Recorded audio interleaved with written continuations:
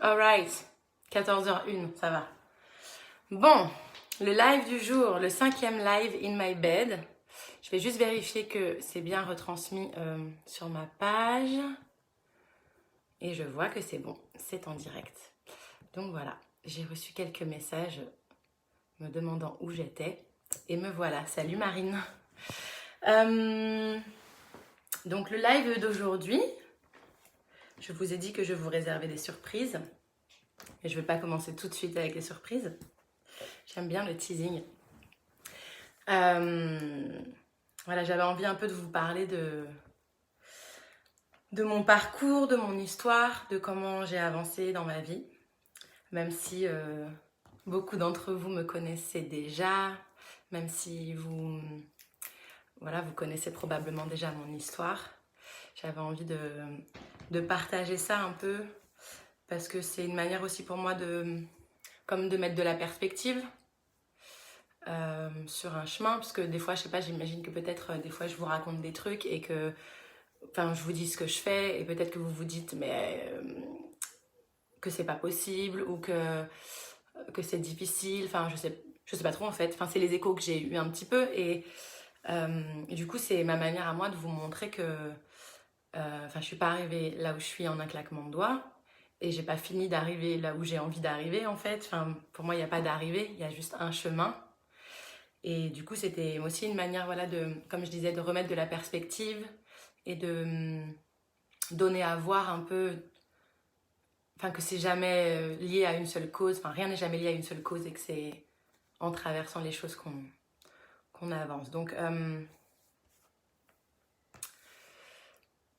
peut-être ce avec quoi je vais commencer. Et salut à tous, merci. Je vois qu'il y a plein de gens qui arrivent, c'est chouette. Salut Bérette, salut Julien. Charles-André Haro, bonjour, on ne se connaît pas, enchanté. Bienvenue à tous. Ok,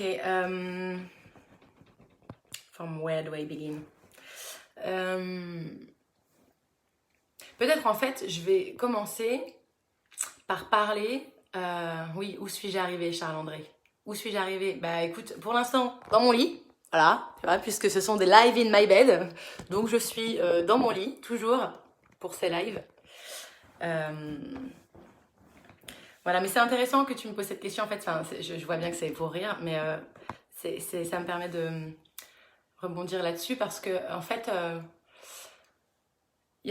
enfin, moi j'ai longtemps eu ce truc et ça m'arrive encore hyper souvent d'avoir envie d'arriver quelque part en fait, d'avoir envie enfin sur ce chemin sur lequel je suis, voilà, de me dire mais j'ai envie d'arriver au jour où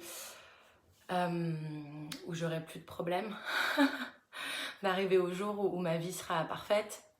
J'ai envie salut Nathalie, salut Jessica, bienvenue à tous, salut Joël.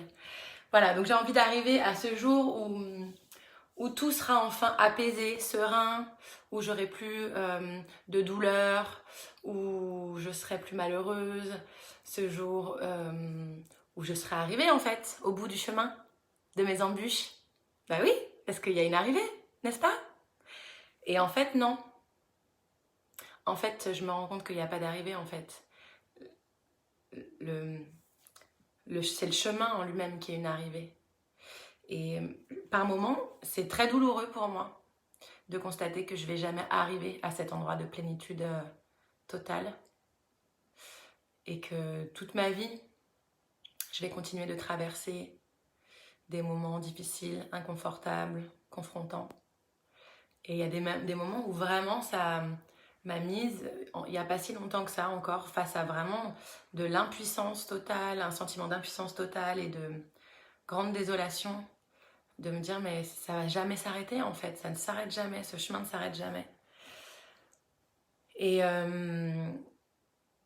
il se trouve aussi que finalement c'est ça qui fait la force de ce chemin.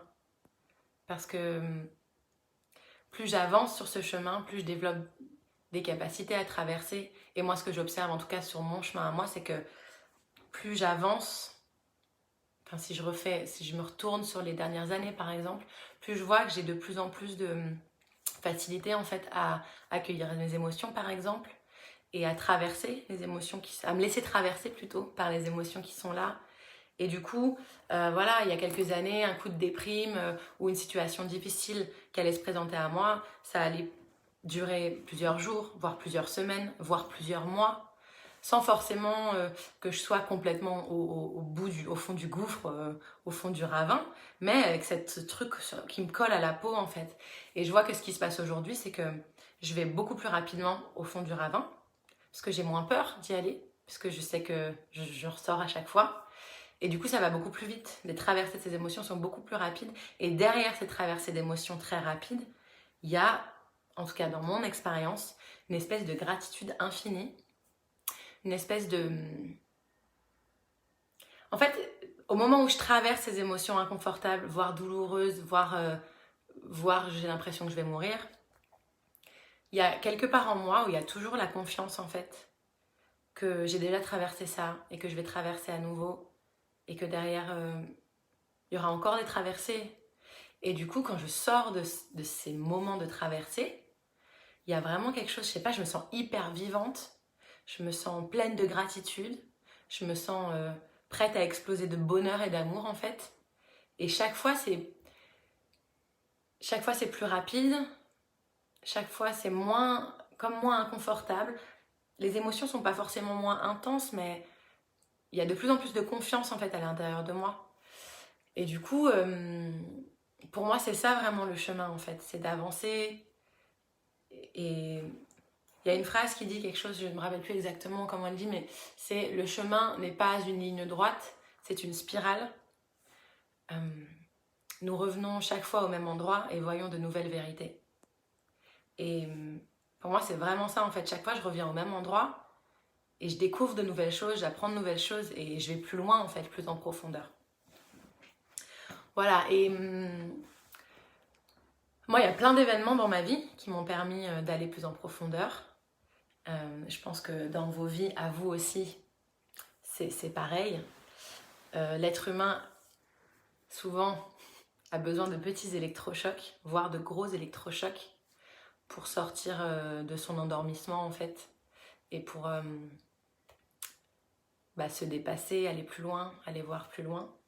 Et donc moi, il y a eu plusieurs événements sur ma route qui ont contribué à ça. Avant ça, je pense que j'ai eu la chance aussi de grandir dans un environnement qui a, je pense, d'une certaine manière, assez préservé mon lien à mes émotions. Et en même temps, comme tous les enfants de ce monde, j'ai vécu des blessures d'enfant avec mes parents, avec les personnes qui m'élevaient à l'école ou dans les autres endroits où j'étais en lien avec des adultes. Voilà, ça c'est inéluctable, ça arrive à chaque être humain et c'est pour ça aussi qu'on vient, parce que je pense que les blessures dont on est atteint, dont on est touché, je pense qu'elles viennent juste nous montrer ce qu'on est venu travailler dans cette vie-là. Et elles viennent mettre juste de la lumière, comme appuyer sur le bouton pour dire voilà, c'est ça que tu es venu travailler ici. Donc certains dans leur enfance vont vivre des blessures d'abandon, d'autres des blessures plutôt de rejet, ou vont avoir travaillé, vont perdre complètement confiance en eux. Enfin voilà, il y a plein de blessures différentes. Et je pense que c'est vraiment une manière d'accéder à son chemin de vie en fait. Moi je dirais que le premier événement Enfin le premier, c'est un peu réducteur de dire ça, parce que je pense que tous les événements que j'ai vécus m'ont permis d'arriver là où je suis. En tout cas, je dirais que le premier gros événement qui a changé beaucoup de choses dans ma vie, c'est quand je suis devenue mère, quand j'ai décidé d'avoir un enfant. Et voilà, quand on devient parent, si vous êtes parent, vous avez déjà expérimenté ça. Si vous n'êtes pas parent, je pense que vous pouvez aussi vous faire une idée de ce que c'est. Quand on devient parent, tout se bouscule dans notre vie. En tout cas, moi, ce qui s'est passé, c'est qu'à la fois tout s'est bousculé, mais tout s'est bousculé comme pour s'emboîter en fait. C'est comme si jusqu'à ce moment-là, dans ma vie, c'était un peu le bordel. Et j'étais en mode lutte. Et j'arrivais pas à trouver ma place. Et j'étais très en réaction avec tout ce qui se passait autour de moi. Et à partir du moment où j'ai décidé d'avoir un enfant, et je suis tombée enceinte tout de suite, et quand j'ai accueilli mon enfant, déjà dans mon ventre, et puis après dans la matière, enfin quand il est sorti de mon ventre, quoi, moi ça m'a donné tout de suite, en fait, ça m'a amené de la structure. Le fait de me sentir responsable d'un autre être humain, de la chair de ma chair qui sortait de mon corps, ça m'a permis de développer en moi ouais, cette structure, cette notion de responsabilité, d'engagement, aussi une forme de persévérance, de continuer, d'avancer. Et c'est quelque chose que je n'arrivais pas à développer avant dans ma vie. C'est quelque chose que mes parents auraient vraiment aimé que je développe. Avant, ils ont essayé de faire plein de trucs pour m'aider à développer ça. Mais j'étais très en réaction et ça marchait pas. Et quand je suis devenue mère, ça s'est fait presque tout seul. Alors évidemment, il n'y a pas de baguette magique, il n'y a pas eu un changement non plus du jour au lendemain. J'ai appris beaucoup de choses en fait. Mais c'est ça que ça a débloqué en fait. Ça a débloqué ma capacité d'apprendre ça en fait. D'apprendre la structure, d'apprendre l'engagement, d'apprendre la persévérance, d'apprendre quelque chose comme... ouais, ce qui me vient le plus, c'est une forme de responsabilité en tout cas. Le fait de devenir responsable d'un autre être m'a permis de devenir de plus en plus responsable de moi-même. Donc ça, je pense que c'est le premier événement qui m'a vraiment amené à une autre connexion avec moi-même et avec ma vie. Et puis donc découle de cet événement évidemment devenir parent, apprendre à élever un enfant, apprendre... Enfin bon, c'est toute une découverte. Et puis après, je me suis séparée du père de mon fils. Et la séparation a été assez compliquée. Et donc ça a été vraiment l'occasion pour moi, en fait, de revenir travailler sur mes blessures d'enfance. J'ai vraiment pu faire des liens à ce moment-là entre la relation que j'avais avec le père de mon fils et la relation que j'ai pu avoir par exemple avec mon propre père ou avec voilà, le rapport que j'avais aux hommes. Et vraiment cette relation, elle est venue pour me permettre de travailler ça, travailler mon rapport aux hommes, mon rapport à la relation, à l'amour, toutes les croyances que j'avais sur l'amour. Je croyais que l'amour c'était vraiment quelque chose de passionnel et quand il n'y avait pas cette passion, pour moi je me sentais pas aimée. Donc je cherchais des relations où il y avait ce niveau de passion très élevé. Et donc voilà, c'est de l'amour-haine quoi. C'est à la fois des grands moments d'amour et de passion. C'est des films romantiques quoi. Et puis des moments de déchirure absolue. Et donc ça m'a vraiment permis de travailler ça. Et puis après ça, c'est comme si je suis arrivée dans une période de ma vie où tout commençait à être à peu près cool, aligné. Voilà, là on se retrouve à peu près en 2012. Ma sœur s'est mariée en 2012, c'était un super mariage, je me suis éclatée. Enfin, c'était un bon moment. La relation avec le père de mon fils, après la séparation, commençait à s'apaiser. Bon, voilà, je commençais à être vraiment dans une bonne vibe. Et ce qui devait arriver arriva. Bon, je sais pas si ce qui devait arriver arriva. En tout cas, avec le recul, je vois que c'était vraiment parfait pour moi que ça arrive à ce moment-là. En tout cas, mon père est mort à l'été 2012.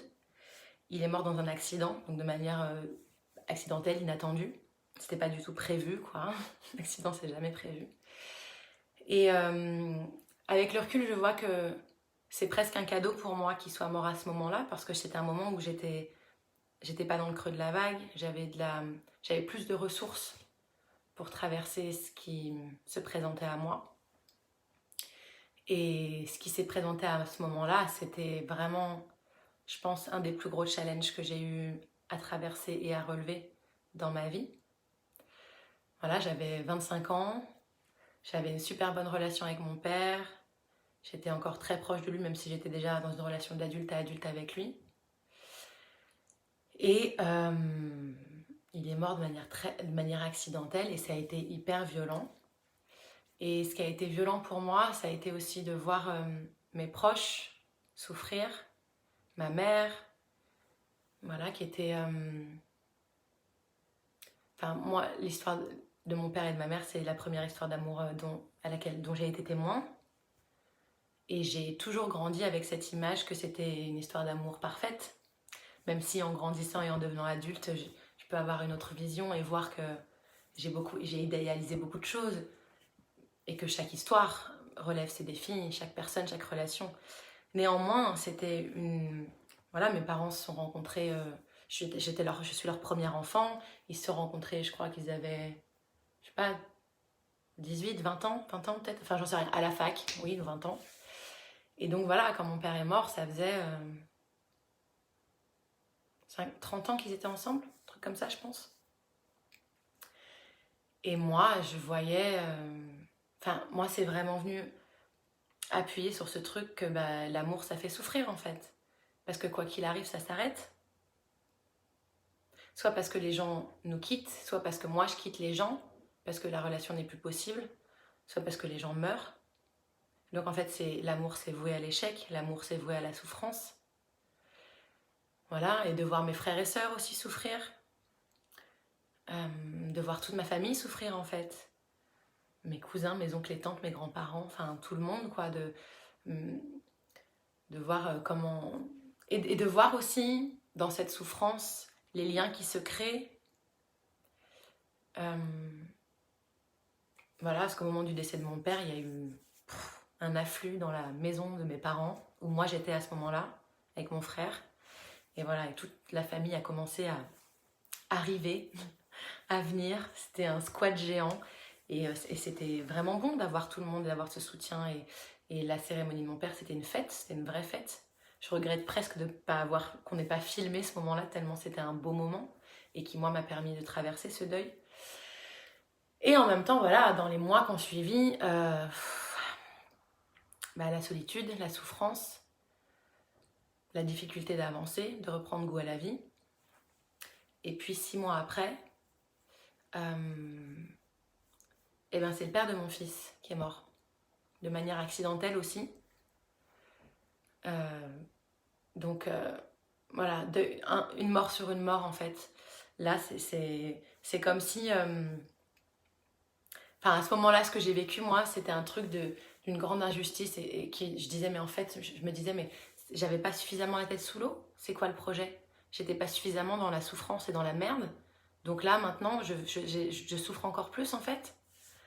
Et puis, c'était très ambivalent parce que j'étais séparée du père de mon fils. C'est moi qui l'avais quitté. Et ça avait été tellement violent dans notre séparation qu'il y avait des moments où je m'étais dit mais putain je préférais qu'il crève, ce serait plus simple. Et là il se trouve qu'il mourrait. Donc moi j'avais ce truc de me dire mais en fait j'ai jamais pensé ça. Ben non, maintenant que ça se produit, j'ai jamais voulu ça.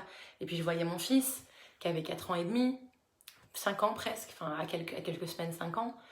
Et voilà, qui en 6 mois de temps perdait les 2 repères masculins de sa vie, comme moi en fait. En fait on vivait la même chose, lui et moi. Moi à 25 ans, 26 ans, lui à 4-5 ans. Et donc en fait, il s'en est suivi. Je pense que ces 2 événements-là qui, dans mon corps, je pense, se sont greffés comme un événement. Ça a été vraiment, je crois, le moment où j'ai plus le choix en fait que de faire face à mes blessures et d'avancer. C'est-à-dire que jusqu'à présent dans ma vie, j'ai eu avant ces événements-là, j'avais eu beaucoup d'opportunités d'avancer vers moi-même, d'apprendre à me connaître. Et j'étais dans un environnement qui m'a vraiment permis ça aussi. Mon environnement familial, éducatif, les gens que je rencontrais. Donc, et c'est comme si, ok, le terrain était prêt, mais j'étais pas allée assez loin. Je sais pas, c'est comme ça que je l'analyse. Et à ce moment-là, en fait, j'ai plus le choix. Parce que quand on vit des trucs... des challenges de vie comme ça. Je suis sûre que vous aussi, vous avez vécu plein de situations comme ça, pas forcément des décès, mais des séparations, Enfin, il y a plein d'événements de vie qu'on peut vivre comme ça, comme étant hyper difficiles. Et dans ces moments-là, moi, j'ai l'impression que... Il y a un moment donné où on se retrouve face à un espèce de choix de ok, bah maintenant, je vois qu'il y a faible connexion réseau, il y a dû y avoir une petite déconnexion. Bon, en tout cas, voilà, il y a ces moments de vie, en tout cas moi, comme je les ai vécus, et puis de la manière dont j'ai pu échanger avec d'autres personnes autour de moi, des proches, des moins proches, sur ces moments de vie, de difficulté, de challenge. C'est comme si on se retrouve face à 2 chemins en fait. Et il y a le chemin vers la vie, et puis le chemin vers la mort en fait. Et soit je me connecte à la vie, à l'énergie de vie. Et finalement, je décide d'avancer. Soit je me laisse mourir quelque part. Et, et moi, j'ai vraiment senti dans mon corps à ce moment-là, là, dans toutes ces années, 2013, 2014, même 2015, que ce qui me permettait d'avancer, de continuer d'avancer sur ce chemin de la vie, c'était notamment le fait d'avoir un enfant, le fait de devoir continuer de m'occuper de lui, le fait qu'un enfant, c'est dans l'énergie de vie en permanence. Il s'en fout qu'il y ait des gens qui meurent et qu'il y ait des gens qui souffrent. Enfin, un enfant, il est traversé par les souffrances, par la douleur aussi.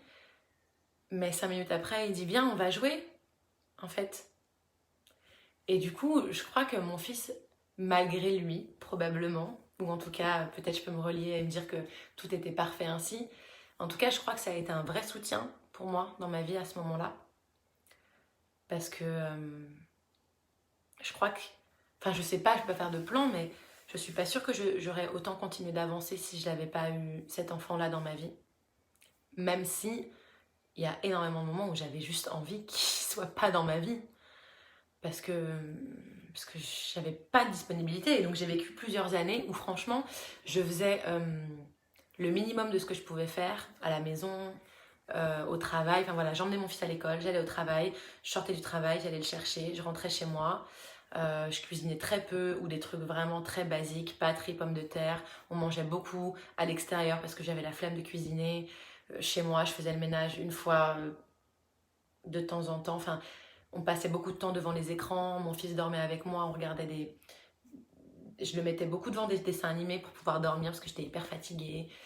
Et voilà, et je faisais le minimum et je vois bien que c'était le maximum de ce que je pouvais faire à ce moment-là. En fait, je le vois maintenant, même si au moment où je le faisais, je passais mon temps à me juger et à me dire que j'étais vraiment qu'une grosse merde et que je faisais de la merde, quoi. Mais j'étais pas capable de faire autre chose, en fait, tellement j'avais plus d'énergie et je souffrais, quoi.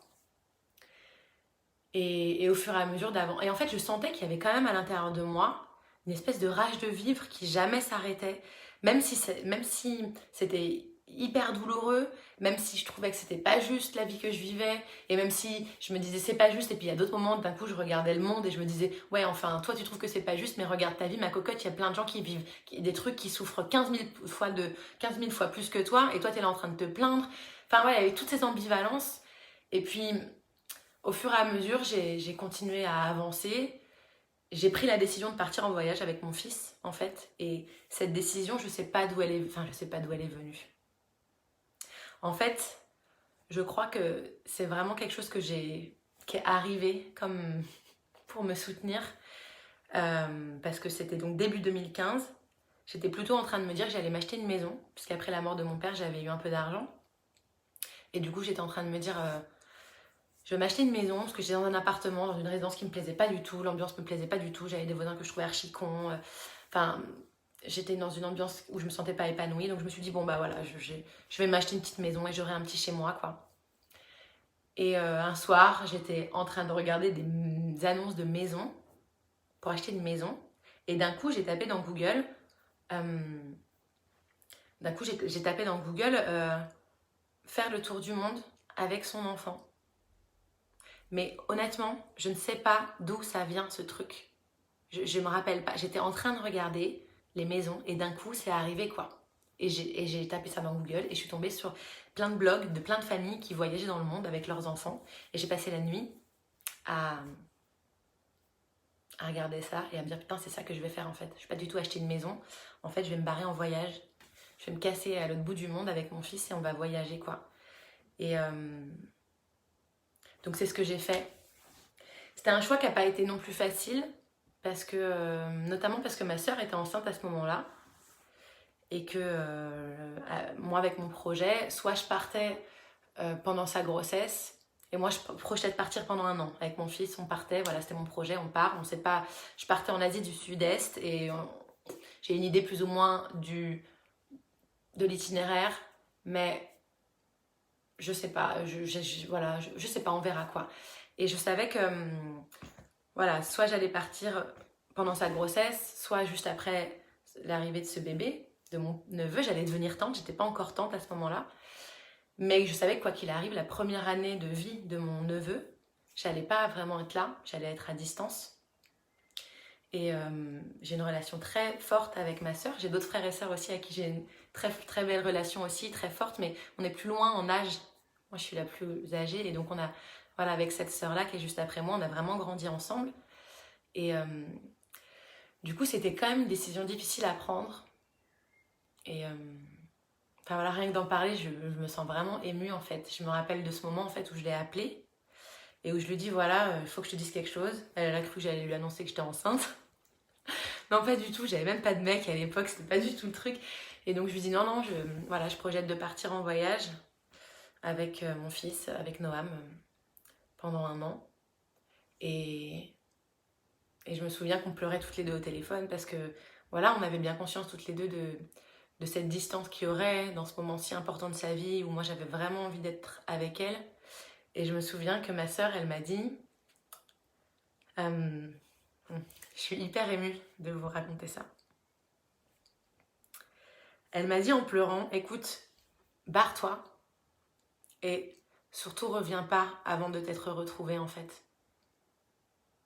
Reviens pas avant de t'être reconnectée avec toi-même. Et en fait, moi, ça m'a donné l'autorisation de faire ce que je sentais qui était bon pour moi et de faire, c'était exactement ça que je sentais en fait. J'avais besoin de faire quelque chose pour me reconnecter à moi-même. J'avais choisi ce voyage-là et ça aurait pu être autre chose quoi, mais... Donc je suis partie, j'ai attendu la naissance de mon neveu, qui est arrivé en septembre. On a pu l'accueillir et on est parti 5 ou 6 jours après sa naissance. Donc on est parti en Asie. J'avais réservé le billet avion, aller seulement, et les 3 premiers jours à Bangkok, puisqu'on arrivait à Bangkok. Oh, j'ai été déconnectée, j'ai reçu un appel, sorry.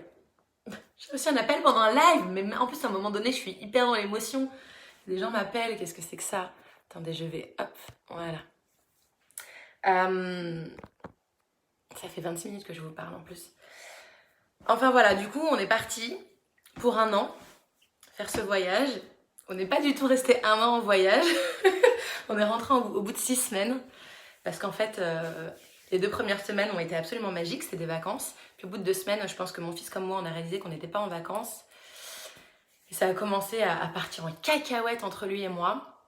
Ça a été très compliqué. En fait, c'est comme si tout ce qui partait en cacahuète dans notre vie quotidienne, ici, en France, avec les contraintes de la vie quotidienne, et qui du coup, avec tout ce cadre, se maintenait un peu, et ben là, à, je sais pas, 12 000 bornes de là, sans toutes ces règles, sans toutes ces contraintes, sans tout ce cadre, tout est remonté. Ah, j'étais pas prête, et en même temps, j'étais prête, j'étais vraiment prête à ça. Et donc voilà, j'ai décidé de rentrer. Ça a été une décision encore qui a été difficile à prendre parce que je le vivais vraiment comme un échec au départ. J'avais vraiment ce truc de putain, voilà, j'avais projeté de partir. Je suis même pas foutue de tenir mes projets jusqu'au bout. Enfin, bon. Et puis je suis rentrée. J'avais plus d'appartement, j'avais plus de voiture, j'avais fait du tri dans toutes mes affaires. Enfin, donc je suis revenue habiter chez ma mère, dans la maison dans laquelle j'ai grandi, avec mon fils, qui lui est retourné à l'école. Et puis en fait, c'est là que j'ai commencé à faire voilà, mes formations en CNV. C'est là que j'ai découvert l'IFS, que je me suis formée à l'IFS, que je me suis formée ensuite à la médiation CNV. Et c'est là que ce chemin de reconnexion avec moi-même, pas a commencé, puisqu'il avait commencé déjà avant, mais c'est vraiment ancré, quoi. Et c'est là que j'ai commencé à travailler, entre guillemets, quoi. À aller voir mes blessures de plus près, à me donner tous les moyens, en fait, à me donner les meilleures chances, le meilleur cadre pour avancer et pour soigner les blessures que j'avais besoin de soigner et pour vivre la vie que j'avais envie de vivre en fait. Et donc depuis fin 2015, en fait, tout ce que je fais, j'ai pas forcément décidé consciemment. Enfin, toutes les décisions que j'ai faites, tous les choix que j'ai faits dans ma vie, que ce soit voilà, mon activité, décider de faire telle formation, décider de proposer tel type de stage ou tel type d'accompagnement, décider de me mettre en couple avec tel mec ou de le quitter, décider de déménager, décider de fréquenter telle personne ou de plus fréquenter telle personne. Enfin, tous ces choix-là que j'ai faits depuis 2016, fin 2015, début 2016, je sens que je les ai faits avec beaucoup plus d'intuition, beaucoup plus de guidance et beaucoup plus de... Je sais pas, c'est comme si ça devient plus facile de suivre mon cœur, quoi.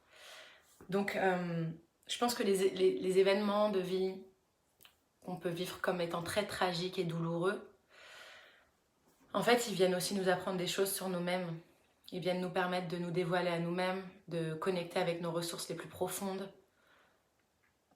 et de révéler aussi ce qui est essentiel pour nous. Et ce qu'on est en train de vivre en ce moment, ça ressemble aussi un peu à ça. C'est vraiment une opportunité de remettre l'essentiel au cœur de nos vies. Et comme dit le Petit Prince, l'essentiel est invisible pour les yeux. On ne voit bien qu'avec le cœur. Voilà, bon, ça fait plus de... mince. Qu'est-ce que je fais? Désolée. Ça fait plus d'une demi-heure que je vous parle. Je voulais regarder. Ouais, 30 minutes. Voilà, je vous avais parlé de surprise dans ce live. Donc la surprise, c'est maintenant. À un moment donné, j'avais même pensé vous chanter une petite chanson. Parce que je suis aussi chanteuse. Et puis là, je sais pas trop si on aura le temps. Enfin, je voudrais pas que ça dure trop longtemps pour vous. Donc je vais voir ce qui me paraît juste. En tout cas, j'avais envie de vous faire un petit cadeau. Puisque je travaille avec de merveilleux outils qui sont des élixirs. Des élixirs, une chanson, on a le temps. Oui, chante. Ok, je vous ferai ma chanson après, promis, on terminera avec la chanson. Là, je voudrais vous parler je suis là en train de m'essuyer le nez parce que j'ai chialé comme une petite madeleine. Oh, une madeleine, c'est beau. Maëmouré qui regardait tout à l'heure.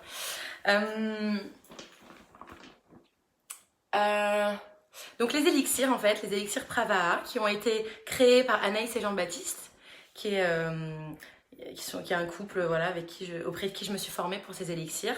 Ces élixirs, je les ai d'ailleurs découverts par Maë.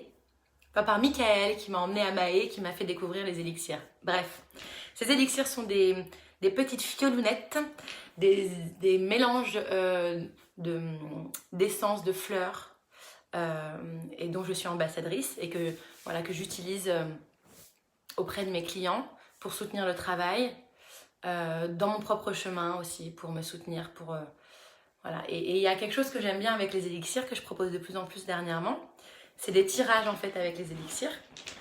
Un peu comme on fait un tirage de cartes. Et donc voilà, c'est une manière de recevoir des messages, du soutien. Donc j'avais envie de vous proposer ça aujourd'hui.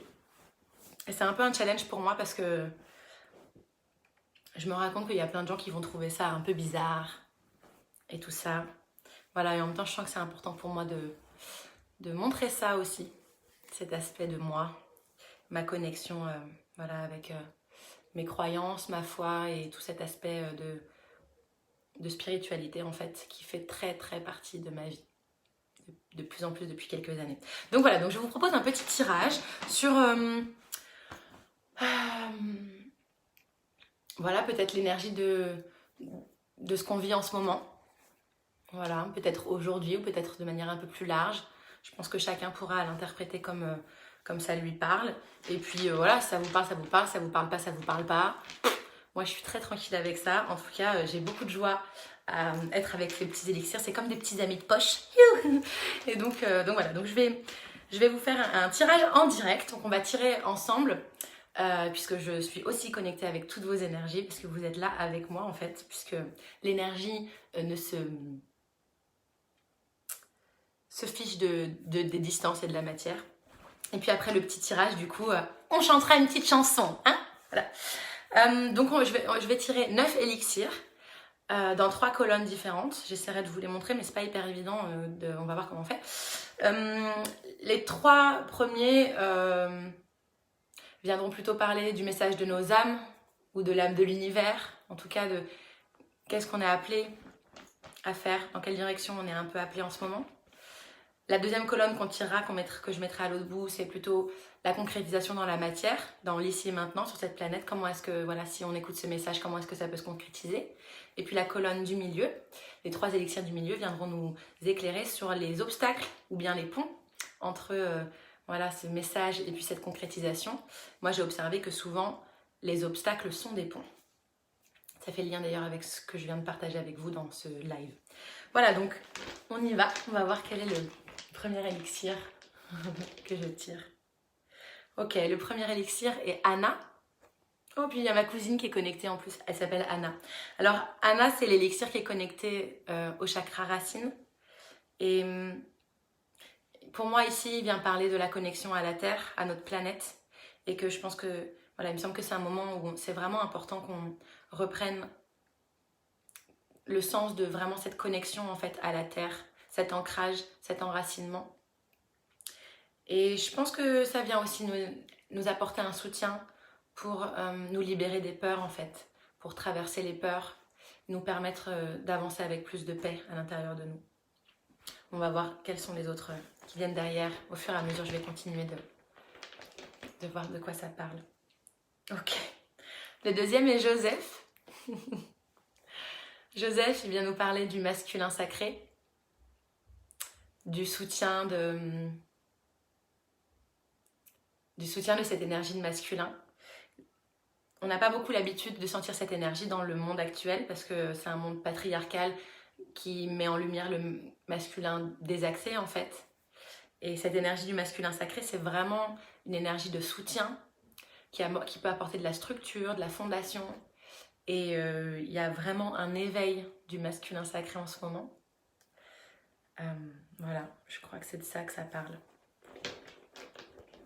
Et le troisième de cette première colonne est Kuan Yin, qui est l'élixir de cette année. Kuan Yin qui, là, moi ça me parle de, voilà, cet appel à vraiment nous connecter à plus grand que nous, à essayer vraiment d'écouter les messages de notre âme en fait. Et puis, moi ça me parle de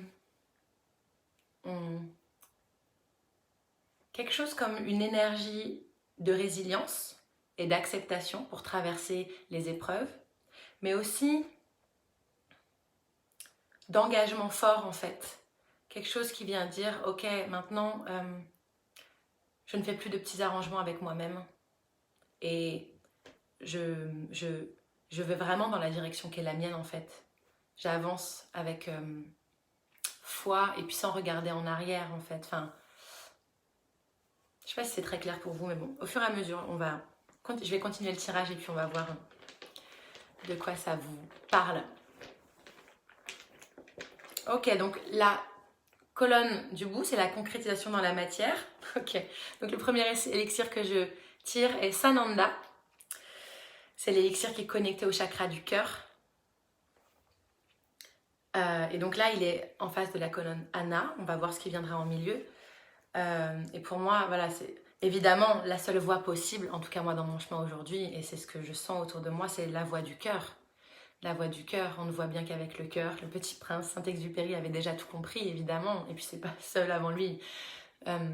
Mais c'est cette voie du cœur, en fait, cet endroit où il y a cet amour infini et cette compassion, cette bienveillance, c'est ça qui va nous permettre d'avancer dans le monde. Et en se reconnectant aux sagesses de la nature, en fait, je pense que c'est vraiment une voie royale pour se connecter de plus en plus à cette voie du cœur, en fait. Ok. Merlin. Ok. C'est marrant, parce que Merlin, en fait, c'est l'élixir qui est connecté, qui est en lien avec le chakra couronne. Je sais pas si vous faites un petit lien, chakra couronne, coronavirus. On peut faire des liens comme ça, c'est assez amusant. Donc c'est un chakra qui peut être assez actif en ce moment.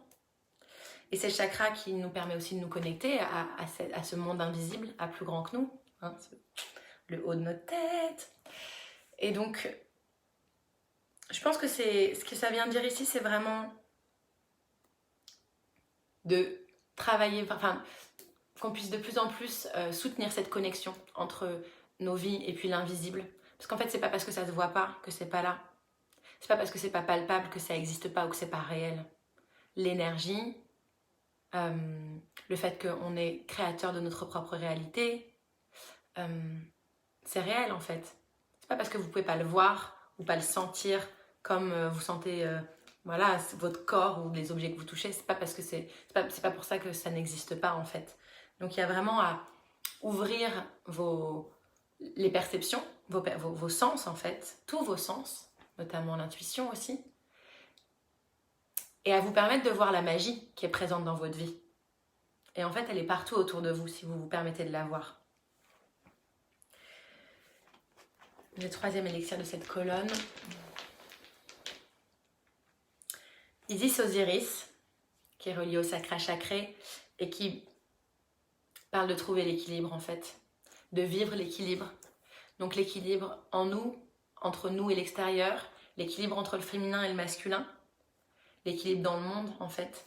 Et donc voilà ce qui nous attend. On va tirer je vais tirer la colonne du milieu, les 3 derniers élixirs, pour voir voilà, quels sont les obstacles, les ponts entre ces colonnes-là. Et puis au fur et à mesure, on va voir. Ok, le premier, c'est Horus. Donc Horus qui se retrouve entre Anna et Sananda. Horus, pour moi ici, il vient nous parler de ces moments où on réfléchit trop, et puis justement de cette rationalisation. Là, je vous disais, c'est pas parce que vous ne le voyez pas que ça n'existe pas. Et ben voilà, Horus, quand on est trop dans le mental, c'est ça qu'il vient dire là tout de suite, c'est quand je suis trop dans le mental, quand je réfléchis trop, je me coupe de mon intuition. Et si je permets à mon mental de se détendre, je peux vraiment me relier à mon intuition, à mon 3e œil. Cet élixir est relié au chakra du 3e œil. Donc pour moi, c'est vraiment accepter de faire confiance, développer la confiance, développer l'intuition pour se permettre de vivre depuis le cœur en fait. Parce que le cœur, c'est pas le mental. C'est pas le mental qui me permet d'accéder au cœur, même si le mental sert à plein de trucs. Je suis pas en train de dire qu'il faut arrêter le mental. Mais la voix du cœur, elle passe pas par la raison. Elle passe par du ressenti et par de l'abandon et de la confiance. Donc voilà, l'obstacle, c'est le mental qui vient couper cet accès. Et le pont, c'est s'appuyer sur son intuition pour pouvoir accéder à cette voie du cœur. Ok, le deuxième élixir est la source. Donc c'est l'élixir qui est au milieu du tirage et qui est un peu la clé de voûte de tout cet élixir. La source est l'élixir qui est en lien avec la source, je sais pas si ça vous parle comme ça, avec la notion de plus grand que soi. Pour moi, ça me parle de la notion de l'abondance de la vie en fait, qui est toujours présente. C'est juste qu'il y a des moments où j'arrive pas à la voir. De la même manière que le soleil brille toujours. C'est juste qu'il y a des moments où il y a des nuages, où il y a des moments où je suis de l'autre côté de la planète et donc je vois pas sa lumière. Mais lui, il arrête jamais de briller. Et l'abondance de la vie, c'est la même chose. Elle est toujours présente. C'est juste qu'il y a des moments où j'arrive à m'y relier et il y a des moments où j'arrive pas à m'y relier. Et puis pour moi, ça parle aussi du fait qu'on est tous reliés les uns aux autres et que ce qui se passe chez un individu a un impact sur un autre. Et donc à cet endroit-là,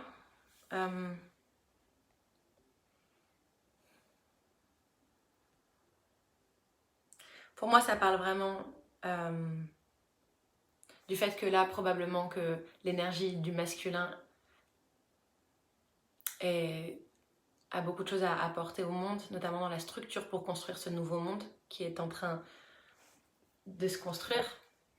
Et que c'est l'abondance des énergies qu'on mettra en commun qui nous permettront vraiment de faire vivre ce monde où la magie est présente en fait. Et quand je parle de magie, je parle pas forcément de je claque des doigts et puis je suis Mary Poppins ou je ne sais quoi. Mais la magie de la vie, c'est que plus je me permets de vivre depuis le cœur, plus je me permets de faire confiance et de m'abandonner. Par exemple, de dire ok, je sens qu'il faut que je prenne telle décision. Je sais pas comment ça va se passer, mais je sens que c'est ça qu'il faut que je fasse. Alors je dis oui, je dis ok, et même si je sais pas encore comment ça va se passer, ok, j'avance comme ça. Et en fait, à partir du moment où je dis oui à l'intérieur de moi, avec tout mon amour et avec foi, moi ce que j'ai expérimenté dans ma vie, c'est que la vie m'amène exactement ce dont j'ai besoin et pour faire ce projet-là en fait.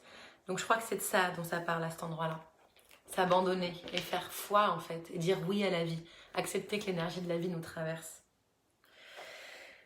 Et puis le dernier élixir qui sort est Marie, qui est l'élixir qui est relié au chakra de la gorge, au 5e chakra. C'est aussi l'élixir qui est relié à l'énergie du féminin sacré. Donc dans ce tirage, nous avons l'énergie du masculin sacré, l'énergie du féminin sacré et l'énergie d'Isis et Osiris, l'équilibre entre ces énergies notamment. Voilà, et ici, moi ce dont ça me parle, c'est vraiment de... je crois que ça me parle de ce que je suis en train de faire, de dire, oser rendre visible en disant cette vérité que je vis, la réalité que je vis, pour qu'elle puisse s'inscrire dans la matière.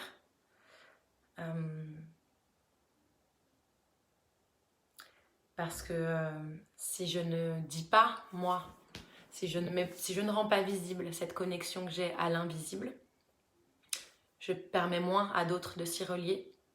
Et quand je fais ça, quand je rends visible ma connexion à l'invisible, je permets à d'autres personnes de s'ancrer encore plus et de renforcer leur connexion à l'invisible. Voilà de quoi ça me parle. Donc je peux vous montrer comment on fait. Oh, j'arrive pas, vas-y, ça me saoule. Ah si, c'est ici. Voilà. Voilà le tirage des 9 élixirs. Voilà, ça fait déjà un moment que je vous parle, 45 minutes, donc je voudrais pas que ça dure trop longtemps. Amen, ouais Johanna, amen, brothers and sisters. Ok, en tout cas, je serais curieuse de savoir comment c'est pour vous, si ça vous parle, si ça vous parle pas. Et puis si vous voulez en savoir plus, n'hésitez pas à m'envoyer des messages, à me contacter. Je propose des séances aussi de tirage en individuel, si vous voulez avoir une guidance plus personnalisée. Voilà, c'est assez hallucinant ce qui se passe dans les séances que j'ai pu faire jusqu'à présent avec des gens. Voilà, moi des fois je tire des élixirs, j'ai des trucs qui me viennent, j'ai des trucs à la personne, je comprends même pas forcément de quoi je parle, je le dis juste à la personne et à chaque fois il s'est trouvé que les personnes en face étaient là, ah oh my god, mais c'est juste exactement ce que je suis en train de vivre. Donc c'est juste ouf. Pas de chanson Marine, mais si, je vais vous chanter une petite chanson. Je vais vous chanter une chanson pour terminer. Donc je vous chante une petite chanson. Ah mon cœur, mon frère, tu m'envoies plein de cœurs. Oui. Je vous chante une petite chanson et après on s'arrête là-dessus. Je vais vous chanter une chanson qui a beaucoup de sens pour moi parce qu'elle parle d'une déesse, Oshun, qui est une déesse Yoruba. Et c'est une des premières chansons que j'ai pu chanter sur scène, devant des gens. Qu'est-ce que tu dis Marine? Ta prestation à cause du corona? Ah oui, mon concert, bah oui c'est vrai, j'avais un concert avec mon groupe le 24 avril et il n'a pas eu lieu à cause du corona. On a plein de concerts qui ont été annulés, mais c'est pour mieux revenir. Donc en attendant, je vais vous chanter une petite chanson que je ne chante pas avec mon groupe, que j'ai chantée avec Lola, que j'adore. Je ne sais pas si elle le regarde actuellement, mais... Et donc je vais vous la chanter tout de suite. Voilà. A cappella. Allons-y, soyons fous. Alright. Come to your river. I will come to your river. I will come to your river. Come to your river. I will come to your river. I will come to your river. Wash my soul again. Carry away my dead leaves. Let me baptize my soul with the help of your waters. Those are means I'm so ashamed. Let the rivers down, talk them. J'ai oublié les paroles. Come to your river. I will come to your river. I will come to your river. Come to your river, wash my soul. I will come to your river, wash my soul. I will come to your river, wash my soul again. Carry away my dead limbs, let me baptize my soul with the help of your waters. Those are means are so ashamed. Let the river drown them. Je pense que c'était beaucoup plus long normalement, mais j'ai oublié les paroles. When me lay Oshun, de awede. When me lay Oshun, mo lo belero ya lo de mo ye wede ho. When me lay Oshun, de awede. velero yalode moye wedeo. Wemile oshun dere ala wede. Wemile oshun molo velero yalode moye wedeo. Voilà, j'espère que vous avez kiffé autant que moi j'ai kiffé. En tout cas, je vais m'arrêter là sur ce morceau. Ouh, ça bouge. Wemile Oshun, gloire à la déesse de la rivière et de l'eau. Je vous embrasse tous, passez une belle fin de journée, à très bientôt et n'hésitez pas à m'envoyer des messages pour me dire comment c'était pour vous, ce qui vous a plu, moins plu, tout ça, machin, plein d'amour sur vous, j'espère que vous avez autant kiffé que moi et puis à très bientôt, ciao!